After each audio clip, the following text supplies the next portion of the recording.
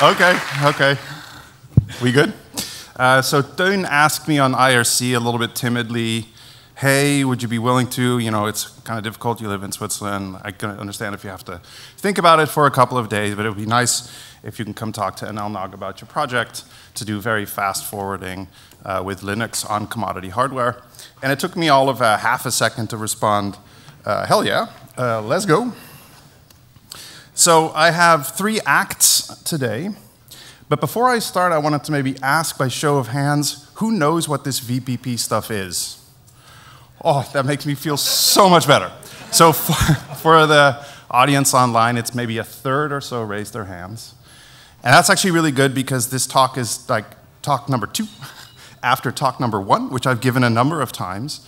And so I'm kind of assuming there is a base level of knowledge about this stuff, but if not, I'm apparently supposed to leave like 3 minutes at the end for questions. So the first act is introductions of me and VPP and all this stuff. Second is on MPLS, which I never thought I would use. I tried to skip it, but it came back to haunt me. And then the third is a note on performance, because I'm making these claims that this is a really, really fast data plane implementation that runs in user space. And so I'd like to give some stats and figures and numbers on how I can prove that. So first, a little bit about me. I'm Pim van Pelt. I sound American, but I'm not. I'm Dutch. Earlier, someone said we should probably do this in Dutch, but my Dutch is not as good as it was before. I've been a member of the RIPE community since about RIPE 34, which is 99. Registered IPNG.nl. IPNG stands for IP Next Generations, which was the original tag name for IPv6. Went to Switzerland in 2006, obligatory vanity domain there as well, and then I got bored in the pandemic and incorporated a small company in Switzerland that does routing.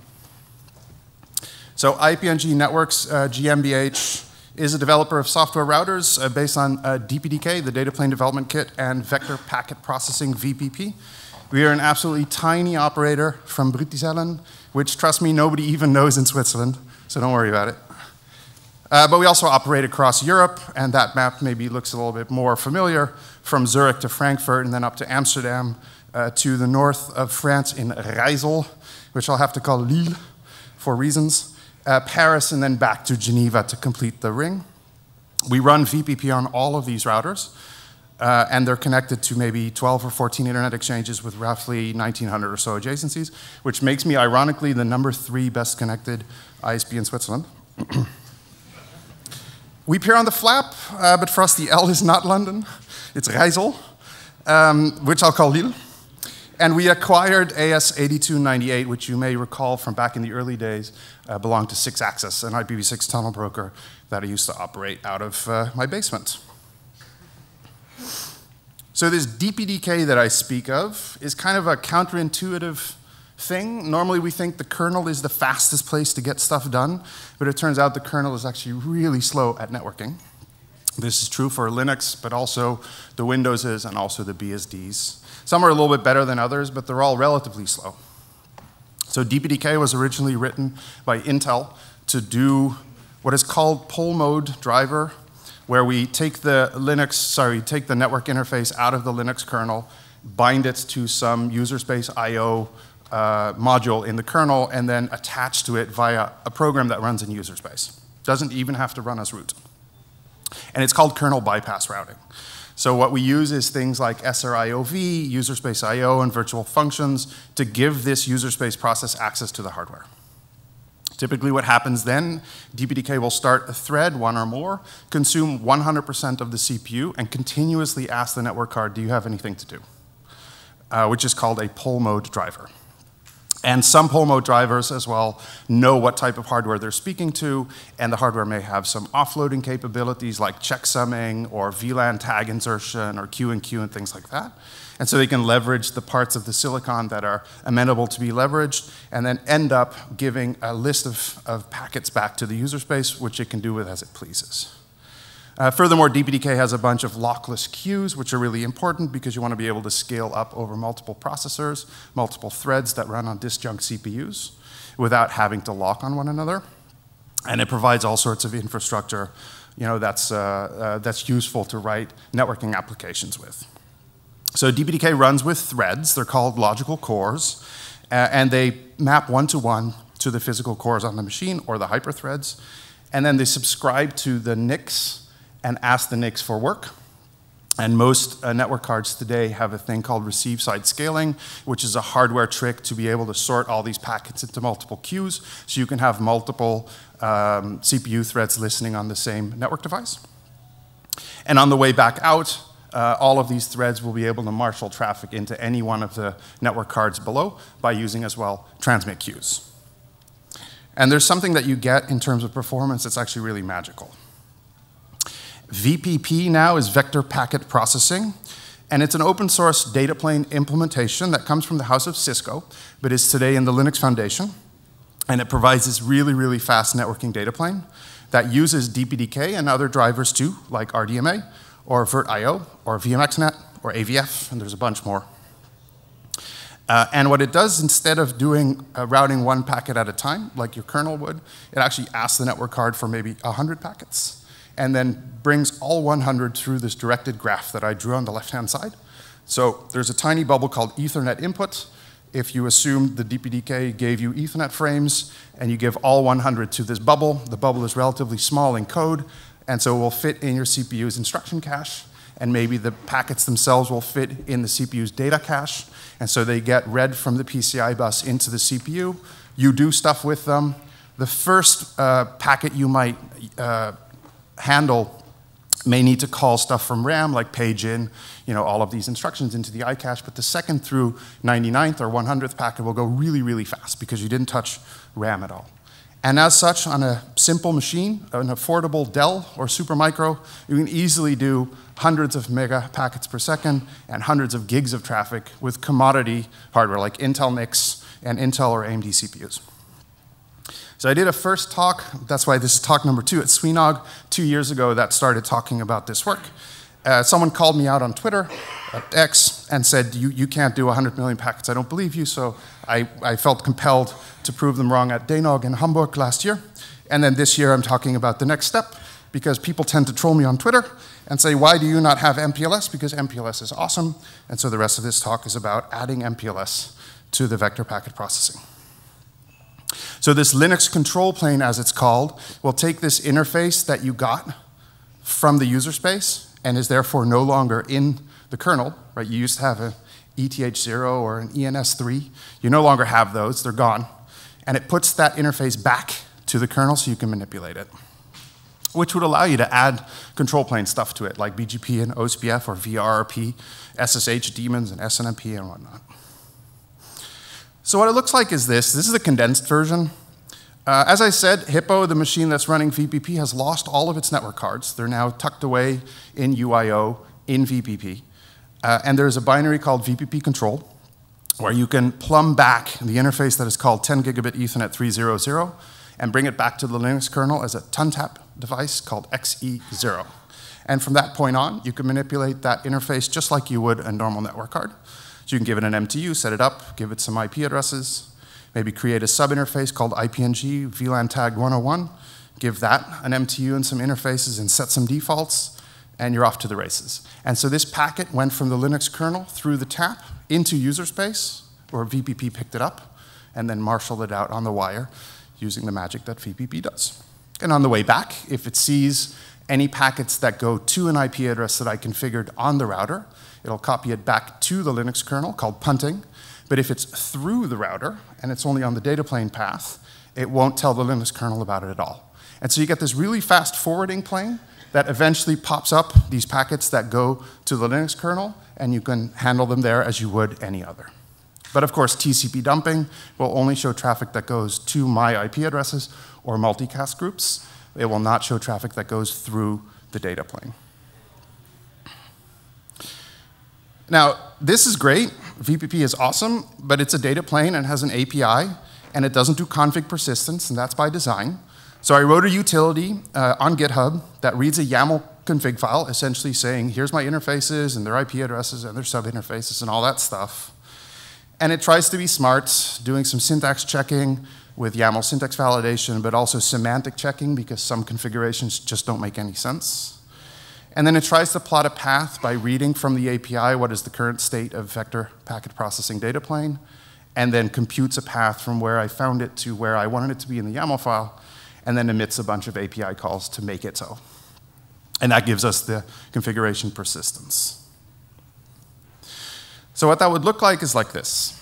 So VPP config allows me to dump the current configuration of the data plane in a file called nlms0.yaml, which I can edit and add some interfaces.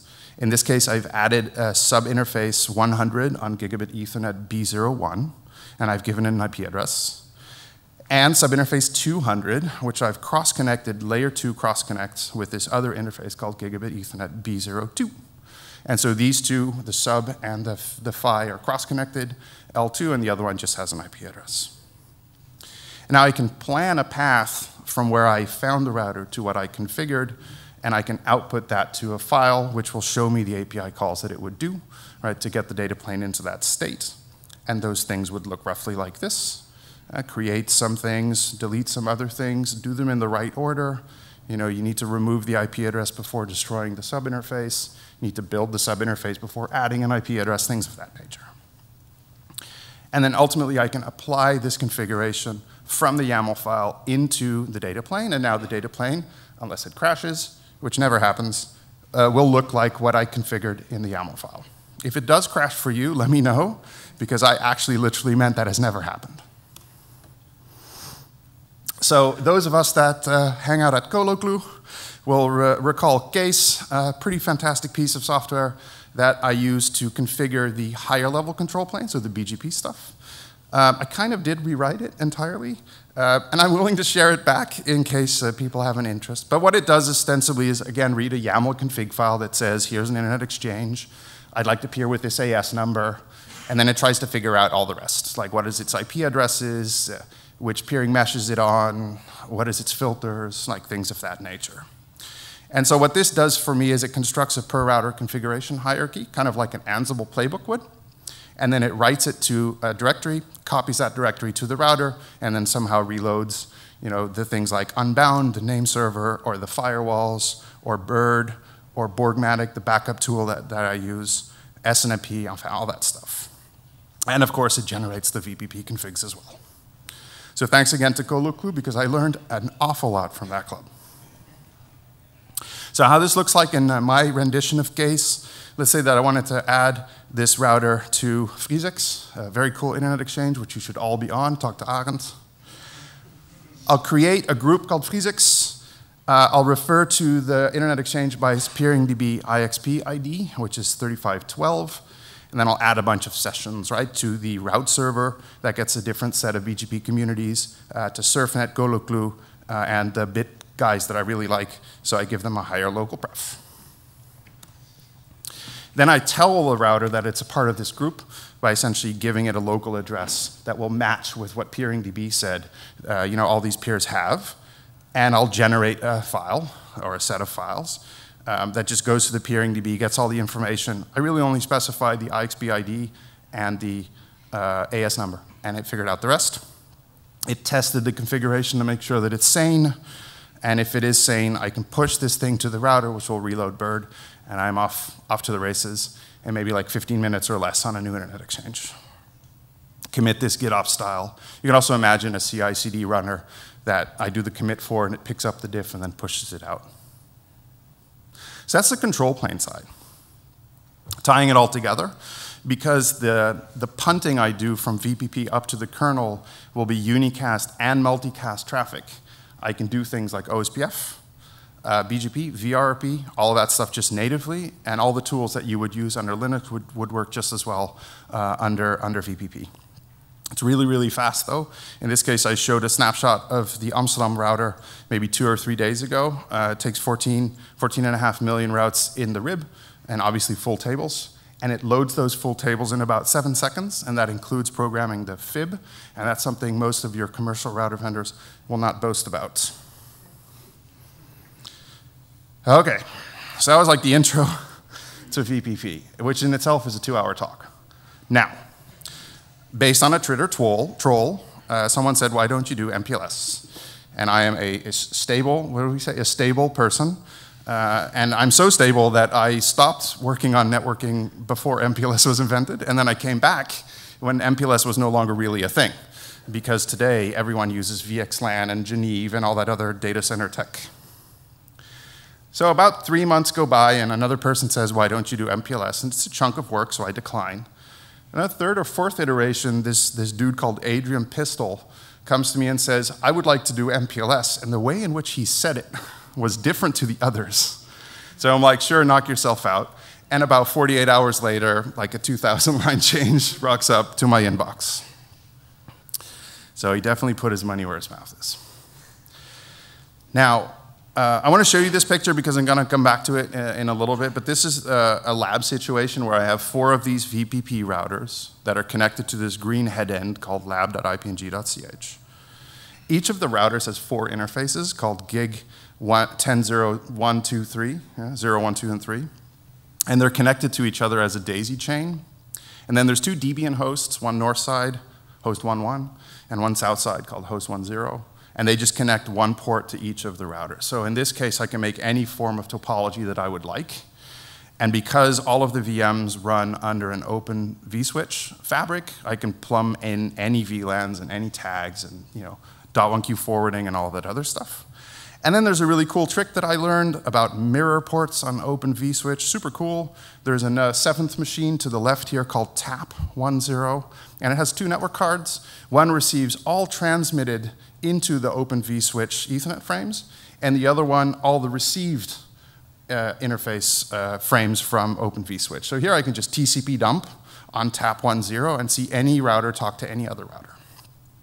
It's super useful for debugging because it did go wrong during the development of this work. Now, without MPLS, traceroutes. I am on lab front end here, the green machine, and I'm trace routing VPP 1.3. This should not surprise you, in which case maybe I can explain later how traceroute works. But there's packets that go to VPP 1.0, 1.1, 1.2, and then ultimately 1.3, right? Cool, a traceroute. Adrian then proceeded to knock it out of the park. He added MPLS encapsulation, which will take an IP datagram or an Ethernet datagram and wrap it into an MPLS packet and sends it out. Swapping, which is used mostly on P routers in the middle, right, that take an MPLS frame in, do something with the tag, and then send it back out another interface. And on the other end, popping, which will be decapsulating the MPLS datagram to find out what's in there as a payload. And we also added a couple of things to the interface plugin, which allow us to turn on MPLS in VPP, which will plumb all of the Linux kernel things, like literally turn on MPLS with syscalls and whatnot. And due to a bug that we found, a thinko, more so than a bug, be able to forward MPLS traffic that's sourced by the Linux host, right, sent through the tap tunnel and then done something sensibly with it in the data plane. So for the insanely curious, that's the software engineering part. It's maybe 3,500 lines plus tests. And it's so far been working pretty well. If I could give a demo, I would actually show an exabyte or 2 of data that went through a set of VPP machines, but I was specifically told not to give a demo by at least 20 people. So I also wrote a bunch about this. If you don't know this of me, I write on my blog a lot. And there's a 4-part piece here on MPLS in general and how it pertains and is implemented in VPP, which if you're on IOS-XR, Cisco trains, you'll actually find it very familiar. And then performance parts, those of you that recall back when this stuff was invented, they had these really cute tricks to cut down on CPU time spent by routers in the middle somewhere. PHP, not the programming language, but penultimate hot popping, one of my favorite hacks. And I figured, is that really faster? And it turns out, yes, even today, that's faster if you're doing it in software. And then the actual implementation of pop, swap, and push. And the 4th part is this fix that I'll get back to in a second to allow the Linux host itself to source MPLS packets that go through the data plane untouched. So the resulting code here is in my branch of Linux control plane NG, IP NG. But we also merged it upstream, so it shipped in 2206.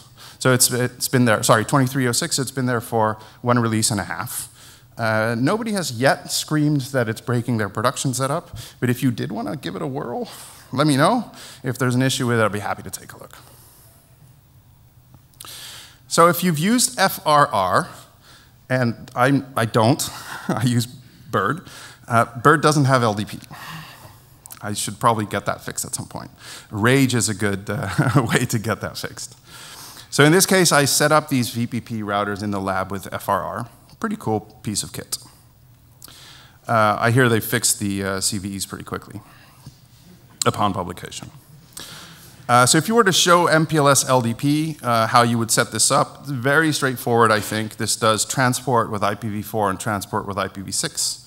It advertises local routes with explicit null, if that makes sense to people who actually operate MPLS. You could also do implicit. And then it turns on IPv4 and IPv6 LDP on these two interfaces, E0 and E1. And if you'll recall, these were the two that connected to the siblings in that chain of routers.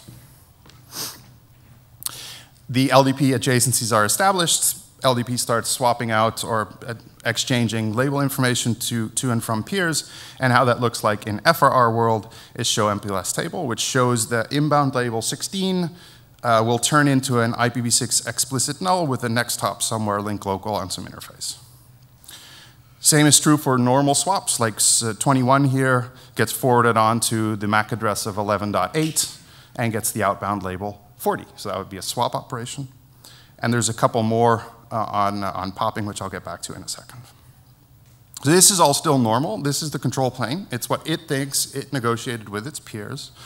But then eventually what FRR does in general is it emits netlink messages to the kernel to program the kernel's routing tables. And in in VPP, the plugin that I helped write picks up these netlink messages and tries to do something sensibly with them in the context of the FRR forwarding plane, right, instead of the Linux kernel. But I can look at what the Linux kernel saw, and that would look like this. Like for family MPLS, show me the routing table. And this is exactly the same as the previous slide. It's just the part that Linux saw.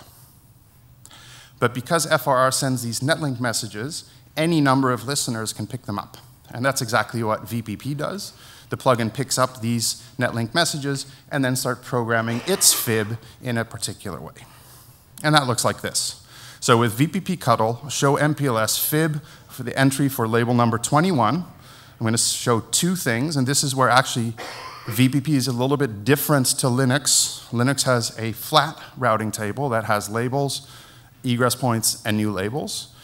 VPP allows you to make a difference. It's a little bit of a nerdy thing, but a difference if it is an MPLS packet with only one label, or if there are multiple labels. And in the MPLS world, this is called end of stack bit, EOS, and then the inversion of that is the not end of stack bit, right? And because I don't know how to make a difference, Linux doesn't make a distinction between the two. I'll pick up both and just program the EOS and the NEOS entry with the exact same information. Right, so if there's an MPLS frame with only one tag or with a lot of tags and this is the bottom one, I'll do the same thing, which is what Linux would do. So here's the EOS version, and here's the NEOS version. And it just goes through a slightly different internal code path in VPP, but otherwise gets forwarded just fine. So with that, we thought we were done, but it didn't work, which was kind of weird. And after a little bit of sleuthing and debugging and TCP dumping on this awesome piece of Open vSwitch mirror ports, we found that actually the MPLS packets were being mangled on the way out from Linux through VPP to the wire. And then I realized, oh, when I send an Ethernet frame that is an MPLS frame, VPP sees it as an Ethernet frame. And it's just like, oh, cool, that's MPLS. Let me go do something with it. Oh, it's an MPLS label? Let me look up in the fib. What is the value? What should I do when I see like label 21 or whatever? And then it swapped it with 40 and it sent it out its merry way. That's actually not what I'm trying to do. Linux is trying to actually send the thing with the label 21. So it doesn't want to have a fib lookup. It just wants to go straight through and get marshaled onto the wire.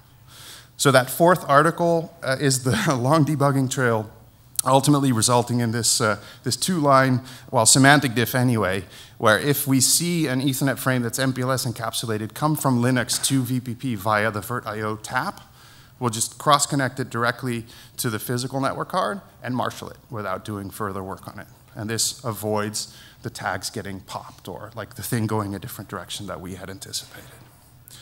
And with that, the traceroute looks like this. It is super cool. So I'm on lab.ipng.ch, and I send a traceroute to VPP13. VPP10 sees it. It's like, I think I know what to do with this. I'm going to encapsulate it in MPLS. Sends it to VPP11 and 12 and 13, who goes, I know what to do with this, which is pop it and see this ICMP echo with TTL1. And, oh, that's me. Let me just go respond. And so the traceroute turns into one hop.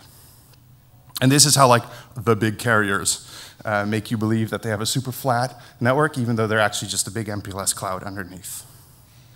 And then further, if I go from host 10 down below, this is the south machine, and I traceroute host 11, well, kind of the same thing happens, right? So I give my packet to VPP13, it gets encapsulated, MPLS switched to VPP10, where it gets popped, and that thing responds, going, okay, that's me. And then this is one of those TTL exceeded, I guess, right? And so traceroute knows to try again with TTL2. That goes through the same route, gets popped out VPP10, and sent out that chain, to the northbound machine on host 11, which then responds. So I think we proved that it works. It doesn't work well. Spoiler alert, it does. Enter Cisco T-Rex. I'm going to come in under time, Niels. Cisco T-Rex is a load tester from the house of Cisco. It's open source as well. You can download it from a website, which doesn't have an SSL certificate that works. It's just like whatever, forget about TLS. Sorry, Oscar. Then you give it a configuration file that says, here, take these PCI addresses, 500 and 501. These are two 10 gig cards. Give them some MAC addresses, and start sending traffic from NIC 0. That's the purple line on the left that goes up to this cloud called the device under test. And then you're expecting it to kind of come out the other side so you can count it. All right, so really all T-Rex does is send out a bunch of traffic, and for every packet it's sent, it expects the packet back on the other side. And you can do this in one direction or in both directions. In the light blue arrow on the right-hand side, NIC 1 can also start sending traffic that goes through the device under test and then gets counted back on NIC 0. So the simplest way to do this is to just grab a cross-connect cable like a DAC, right, and then count all the traffic from one side to the next. You can use MAC addresses, which saves you some hassle and gives you other hassle, or you can use IP addresses, in which case Cisco T-Rex will use ARP resolution to figure out who to send this stuff to. So then, in T-Rex, you create streams of packets with a Python library called Scapy. And Scapy is used to compute the actual stuff that you send on the wire. It can do anything you'd like, raw Ethernet, it can mangle the frames, make them runts, like too short, it can make them too long, it can make them at a certain rate, like 28 packets per second at a certain size. It can set streaming gaps so that one packet is sent and a little bit of time is held to wait. Enfin, you can create this stream of packets that you apply to one or more ports, and then you apply them at a certain rate. For example, 1 megabit per second, or 1 million packets per second, or 10% of the line rate of the physical hardware. And T-Rex will then start emitting it at this rate, and then counting the packets on the other side as I described. So taking an absolutely tiny computer, it's not the smallest one I could find, but it's certainly not a very expensive one. And it's a mid-class Supermicro from, I think, 2014. It's pretty old. And it has this Xeon D CPU with 4 cores and 8 hyperthreads. It has 256 kilobytes of L1 cache, which is kind of relevant because we're trying to play this out in the cache. 1 meg of L2, 6 megs of L3. And by the way, modern CPUs are starting to talk about having a gigabyte of L3 cache. This is a really, really old, small, low-cost, low-power CPU. NIC-wise, it has 2 25 gig Intel cards, 2 10 gig Intel on the motherboard, and 6 1 gig as well. Sorry about the formatting, but I'll start 3 DPDK threads. Remember that you can have 3 threads listen to 3 queues and each take 1/3 of the traffic. Using RSS, we'll sort traffic roughly 1/3 in each if we're lucky. And then with IPv4 routing, as I'll show in a little bit, I can do roughly 9.3 million packets per second per core. So I have 3 cores, and the 4th might be used for control plane, like SSH and BERT and whatnot. And I could turn on hyperthreading, which makes 2 sibling CPU threads use the same cache, which regresses, but actually not too bad. It goes from 9.3 to 6.3 million packets. But now I have 8 threads, right? And I can use maybe 6 of them, which means if with 6 threads is how I run them at IPNG, it can do roughly 38 million packets per second, and it takes 48 watts when doing so, which is roughly 1.56 microjoule per packet forwarded. Now, I also run Cisco's, which run about 4,800 watts, and therefore are not quite as cheap on power. Maybe a little bit more stable, although sometimes I laugh at people when they have, you know, a Cisco IO6R data plane crash, and then they laugh at me when I have VPP crash. So T-Rex, what I do is a saturation load test, right? So I'll just offer as much load as the device under test can take, and eventually it's going to bork and stop forwarding more, which is typically not a crash, but it's like a flat line, right? I did 9 million, and I didn't do 10, and so you can see like the whole line just stays 9 million indefinitely. And when you start it and give it some commands to start the load test, the screen looks like this. It's kind of nice, I feel, that there is like a CLI-based or a textual user interface. And the main components on this screenshot are on the left, the number 1 here, what types of devices do I have? Are they 10 gig, 40 gig, 100 gig, 200 gig? And that works, you know, provided the network card has DPDK support, which T-Rex as well needs. And then how fast am I sending? L1 on the wire, L2 with Ethernet, and with really small frames, that matters. There's a lot of overhead on Ethernet to be able to send 64-byte packets. And then number 3 is what did I get back on the other side? That's actually where the rubber hits the road, right? So if I sent 2 million packets per second, I would like 2 million packets per second to come out the other end. And if not, I'm losing them somewhere. And then number 4 is just this insanely detailed set of counters, packet counters, error counters, bytes, you know, all that type of stuff. So the spoiler I'll get to first, this is an MPLS load test doing 40 gigs of traffic at 512 byte frames, which is roughly 9.4 million packets per second, through 3 VPP machines and 4 MPLS switches between them, which I'll show in a little bit. T-Rex is getting hot. It's 32% of its capacity, which is not linear. Eventually, it just goes up like a cliff and just craps out. And I've run it for a while. I took a screenshot this morning. I started the load test on Saturday. So it's done 0.7 exabytes of MPLS traffic in about 1.4 trillion packets. And all of them made it. Not all of them, because eventually I tried to find like saturation points, so some of them got lost. But in general, this stuff works just fine. So I want to show you 2 configurations I think are super cool, especially the second one. The first one is just on the right-hand side, you see this T-Rex machine, and on port 0, it's emitting traffic, which is going to 48/8. And on the bottom one, port 1, it's sending traffic that goes to 16/8. Right, so these 3 machines, France, Belgium, and Netherlands, are meant to forward traffic through one another, you know, northbound to port 0 and southbound to port 1. So what it looks like is on XE0, which is a 10 gig interface, give it an IP address, the one that connects to T-Rex, and then route the 16 back to port 0, because that's where it's destined, and route the 48/8 down to Belgium, but impose an MPLS label. By the way, I use MPLS labels with the country codes, and so Netherlands will be 31, Belgium will be 32, and France will be 33. And so if in Netherlands I want to send it destined to France, I impose the label 33 and send it off its merry way. But similarly, when I receive an Ethernet frame that has the label 31, and it's an EOS, which means end of stack label set, then what I want to do is pop it and just look up the result in the IPv4 routing table. So that's how I decapsulate MPLS that came from France up north. Belgium, super simple.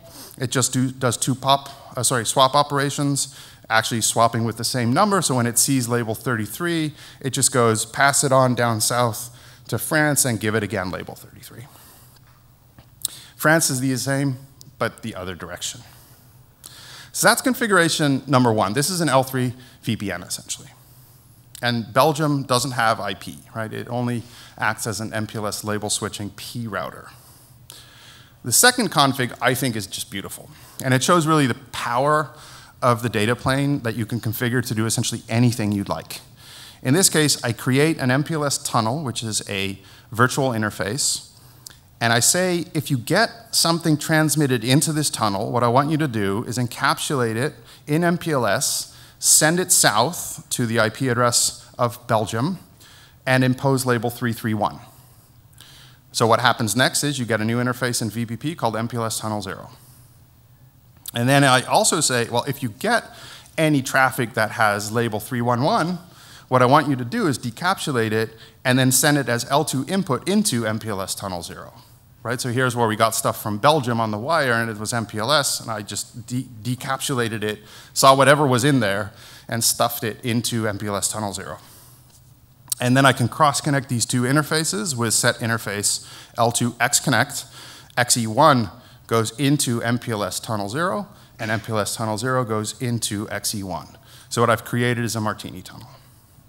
Belgium, again, does not do anything fancy. It sees label 331, pushes it down south to France, again with label 331, and France obviously does the same thing, but in reverse. So this is an L2 VPN. An Ethernet pipe, 9,000 MTU easy, encapsulates in MPLS, sends it to Belgium, which doesn't know what it's forwarding, because for it, it's just all MPLS traffic. So what is this thing doing, really? So this PE ingress, Netherlands, that's taking the IPv4 traffic, right, the first example I gave, actually traverses this graph, and I drew it precisely as it is. DPDK got the traffic, sent it to Ethernet input. Ethernet input said, this is an IPv4 packet, let me give it to IP4 input. IP4 input said, I don't need to do checksum checking because I offloaded that to the NIC, huzzah, let's save some CPU cycles. IPv4 lookup then in the fib goes, hey, you're supposed to impose an MPLS label, aren't you? And so it hands it off to IP4 MPLS label imposition pipe, which is the thing that rewrites the packet, turns it into an MPLS packet, and now I'm ready to send it out on its way. So that thing hands off to MPLS output, which figures out which interface to use. The interface output figures out which MAC address to send it to by doing an L2 fib lookup. And then interface TX gives it back to DPDK to marshal it on the wire. That's what Netherlands does. Belgium is slightly different.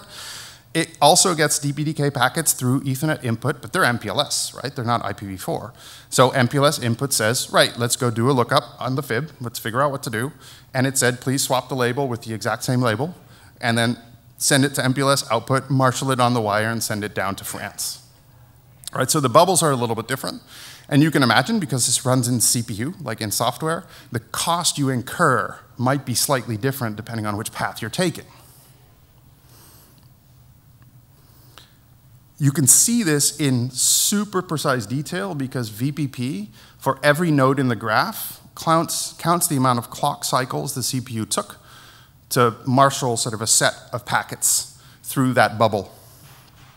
And you can type show runtime on the CLI. There's an API for it also. And it shows you all of these bubbles that I just showed, how many calls we did, as in how many times did we invoke that function, how many vectors, which are packets, how many packets in total, and then how many packets each time we called. And if it was only one packet each time we called because this router was bored, it wouldn't be particularly fast. But if it's 100 or 200, it'll be way faster because it amorts all of its cache. So to do this now, you can count the clocks. This is super cool. The blue line there sums up to 259 clock cycles spent, on average, doing this MPLS forwarding. We have a CPU clock speed of 2.2 gigahertz, so divide the two, and you would think 8.49 million packets per second. And if you see, it observed itself at 848. Right, so this almost precisely adds up. The only noise you'll see there is that every now and again, the thread may spend a couple of cycles doing other work. But it's very precise. So I said CLI, but there's also an API. You can call it and get all of these numbers out, right? And so now we get to the conclusion with 3 minutes on the clock. So I hooked it up to Grafana using a Prometheus exporter that I wrote. And then I do this linear ramp up from 0 to 100% of line rate. But the graph is logarithmic, so it looks kind of like this weird, bell. But what we're doing here is starting with a 1,500 byte iPerf load test, which is trivial. It's like 810,000 packets per second or so. And it works just fine. And then iMix, which is a mixture of small, medium, and large packets. And then 64 byte, the smallest we're allowed to send, but with multiple flows, which means we can use multiple receive queues and multiple CPUs, right, to forward this traffic.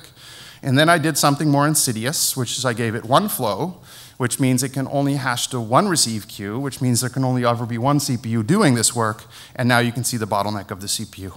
And it draws really cleanly at 848, which is also what we measured in the previous slide.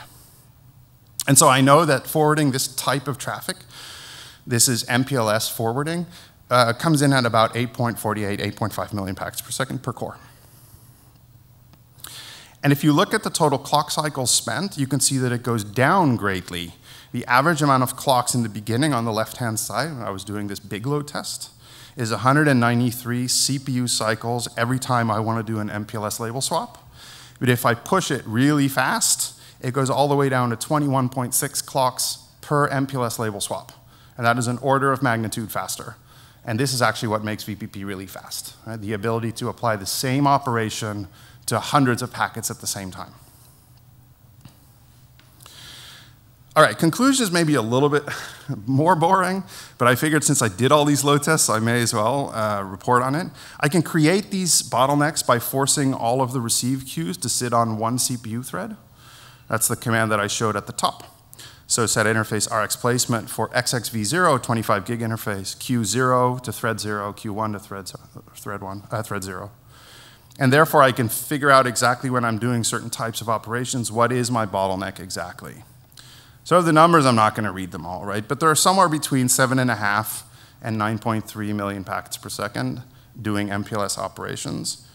Interestingly, I said it before, penultimate hop popping does help because it means the Belgium router will unwrap the MPLS packet and turn it into an IPv4 packet and just send it off to France, and then France sees it as an IPv4 packet, right?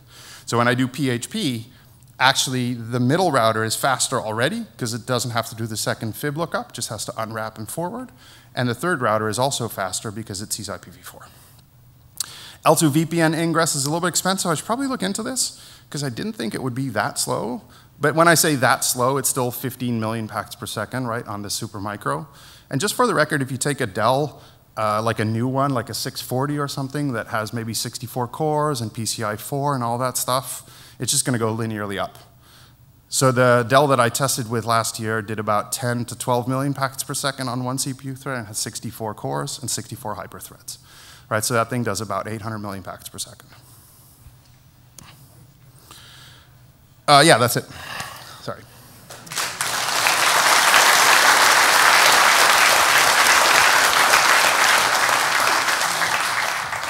Unbelievable. The clock is at 0000.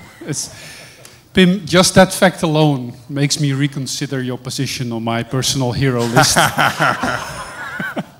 We may discuss in Thursday's colloquial meeting. Anyway, any questions for Pim? Or is everybody blown away? Which I can imagine. I'll just continue, like as the... Hi, you were showing that kind of lab setup with the Open vSwitch and the whole virtual router setup. Is that open sourced anywhere? Yes. Because it sounds very interesting to have a look at. Yes, I'm happy to send you the link to it. It's not on GitHub, it's on my Gitty. But you're welcome to take a look at it. I actually also wrote an article about this, which shows how you create the image and how you populate it and how you like make all the machines get their own IP addresses, some Ansible type stuff, as well as ZFS replication for the block devices. Totally over-engineered, but it's really nice, and I'm happy to share it. All right, I'll maybe find you in the coffee break and ask you for the link. Cheerio. Hi, Son Stefan. Pim, thanks, this is really awesome. Just a note for people, like I played with VPP years and years ago when I was doing some MAP-E, MAP-T encapsulation stuff. And I was doing some testing in the big lab from a big American ISP. And we couldn't this was a box with 400 gig interfaces. We couldn't get VPP above 180 gigabits in total. And we were very puzzled and looking at the CPU, like this box has plenty of CPU, plenty of memory. Yep. And then we realized that that wasn't the problem. We were just flooding the PCI bus. Oh, yeah. So people playing with this stuff, like these days you have PCI Express 4. This was a PCI Express 3 machine. VPP is not the bottleneck. It's usually your PCI bus. But yeah, this stuff is amazingly fast, and I'm really impressed by the stuff you did. Thanks. Thanks for the call out. Also, totally true. The previous talk that I'll quickly refer to, the SWENOG talk, does actually call this out because I did it on a Ryzen, and a Ryzen is a consumer PCI, consumer CPU, and it has 32 cores, and it's like super fast. And it did 20 million packets per second per core, and it has 32 of them. And then it has like 24 lanes of PCI. One of which is the video card, right? So you're kind of screwed. By the way, there's a call to action here for the rich people. I do want to hit the terabit mark and the 1 billion packets per second mark, for which I need like the aforementioned PCI 4 and like big Rome machines or like Xeon Platinums. So if you have any and you're willing to ship them to Zurich, let me know. Just to be sure, that is the 1 billion packets per second mark, in case people didn't pay attention. Yeah, 1 billion. I got one more slide. I'm not going to show the last one because I don't want NLNOG to get a copyright strike. But this is the Grafana dashboard. So the dashboard is easy. That's not very difficult, but the VPP exporter needed a little bit of work, and I'm sort of negotiating with the VPP developer community to upstream it. If you want it, it's fine. It's based off of open source code, so you just hit me up. But I didn't want to publish my own because I really wanted to upstream this one directly and not be like the rogue that keeps on writing his own code. And then the last thing that I wanted to show you, this is kind of just a cute... Ended at 000, cute right? sum up. Yeah. 50, all right, fine. 7 exabytes sent during the load test from Saturday to right now, and just no crashes whatsoever. Data plane was brought up, MPLS configured, reconfigured, IP4, MPLS, all that stuff. Not a single crash observed. This stuff works like a boss. That's it. Awesome. Thank you, Pim.